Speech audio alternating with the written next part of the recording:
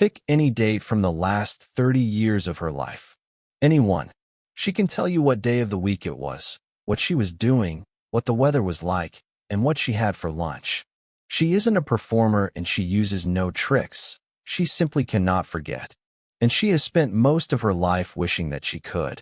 In the year 2000, a woman in California wrote to a memory researcher at the University of California, Irvine. Her message was blunt.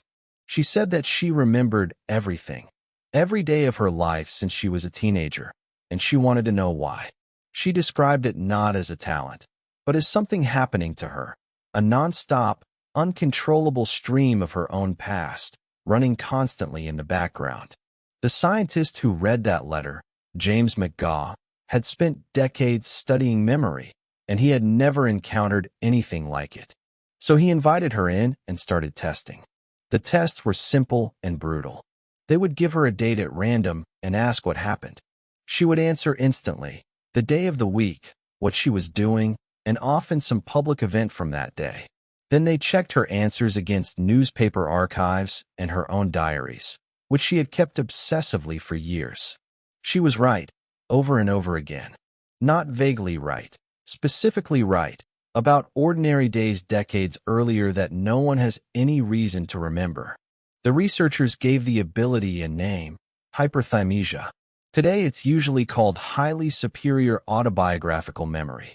Here's the part that surprises everyone. This is not a photographic memory, and it is not general genius. Ask her to memorize a list of random words or study for an exam, and she performs like anyone else, sometimes worse. The ability is extremely narrow. It applies only to her own life. Her personal experience is recorded in extraordinary detail, while everything impersonal fades normally.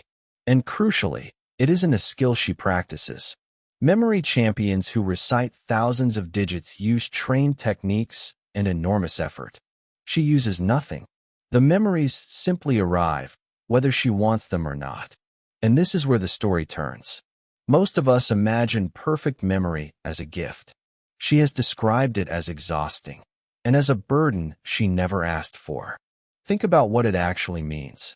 Every embarrassing thing you've ever done, every argument, every loss, every worst day of your life, all of it stays as vivid as the moment it happened.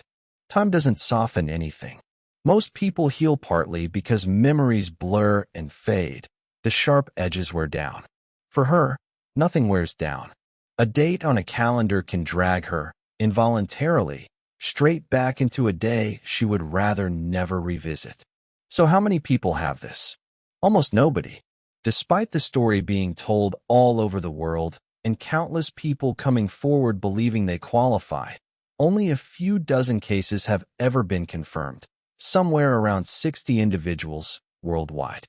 Brain scans of them have shown some structural differences in regions tied to memory and habit, and many describe having strongly obsessive tendencies about their own past. But nobody knows what actually causes it, and nobody has ever been able to teach it or acquire it. You either have it or you don't, and essentially nobody does. Which brings us to the most useful idea in this whole story. We tend to treat forgetting as a flaw, a bug in the system, a sign something is failing. But look at what happens when it's switched off. The mind fills with everything, and nothing can be set down. Forgetting isn't your memory failing. It's your memory working. It clears out the clutter, blurs the edges of the things that hurt, and leaves room for you to be somewhere other than your own past. The people who cannot forget aren't living with a superpower. They're living without something the rest of us quietly depend on. So the woman who remembers every day of her life didn't win a lottery. She got an ordinary human ability turned up far past the point where it helps. She can tell you about a Tuesday in 1987, and she can also tell you exactly how much she'd like to put it down.